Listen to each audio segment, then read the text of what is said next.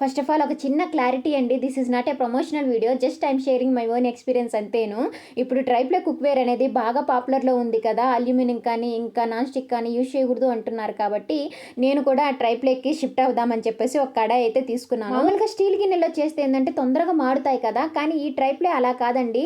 బాటమ్‌లో మనకి 3 లేయర్స్ అనేవి ఉంటాయి. అందువలన ఇవి తొందరగా మాడకుండా ఉంటాయి. అండ్ హెవీ వెయిట్ ఉంటాయి. అలా పులుసు కూరలు అలాంటివి చేసినప్పుడు బానే ఉంటుంది. కానీ ఫ్రైలు ఏదైనా చేసినప్పుడు ఖచ్చితంగా మాడుతుందండి.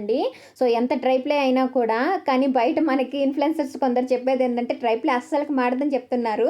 బట్ అది రాంగ్ అండి. అండ్ ఈ ట్రైప్లే కుక్‌వేర్ అనంగానే మనకు ముందుగా గుర్తొచ్చేది ఇండస్ వ్యాలీ గదా! ఇప్పుడు బాగా ప్రమోట్ చేస్తున్నారు.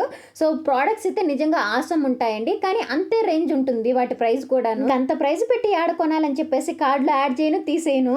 ఇంకా ఫైనల్‌గా అయితే నేను అనుకున్న రేంజ్‌లో అయితే నాకు మంచి ప్రొడక్ట్ అయితే దొరికింది. సో నేను వెంటనే తీసుకున్నాను. ఇదొచ్చేసి హోమ్ జోన్ బ్రాండ్ అండి. పెద్ద పెద్ద బ్రాండ్స్‌లో ఎంతైతే క్వాలిటీ ఉందో సేమ్ అదే క్వాలిటీ ఇందులో కూడా ఉందండి. చెప్పాను కదా! నేను సంవత్సరం నుంచి చెక్ చేస్తున్నాను కాబట్టి ఏది ఏ మెటల్‌తో యూజ్ చేశారు, ఎంత యూజ్ చేశారు అనేది రెండిట్లో కంపేర్ చేసుకొని ఫైనల్‌గా నాకు తక్కువ ప్రైస్‌లో ఇదొచ్చింది కాబట్టి తీసుకున్నాను. అది మనకి 1500 అలా పైనే ఉన్నాయండి. కానీ నాకు ఇది 850 రూపీస్‌కొచ్చింది. అంటే చెప్పాను కదా! మాడిపోతుంది ఖచ్చితంగా. నేను ఫ్రై చేశాను. కాకపోతే చాలా ఈజీగా క్లీన్ చేసుకోవచ్చండి. నానబెట్టి చాలాసేపు ఉంచాల్సిన అవసరం లేదు. జస్ట్ అలా నీళ్లు పోసి మంచిగా క్లీన్ చేస్తే ఈజీగా పోతుంది. ఎలాంటి మరకలైనా కూడా. కానీ హెల్తీ ఆప్షన్ అండి. ఖచ్చితంగా అందరూ కూడా స్టెయిన్‌లెస్ స్టీల్‌కి మారడం మంచిది. సో అల్యూమినియంలో అస్సలు మంచిది కాదు.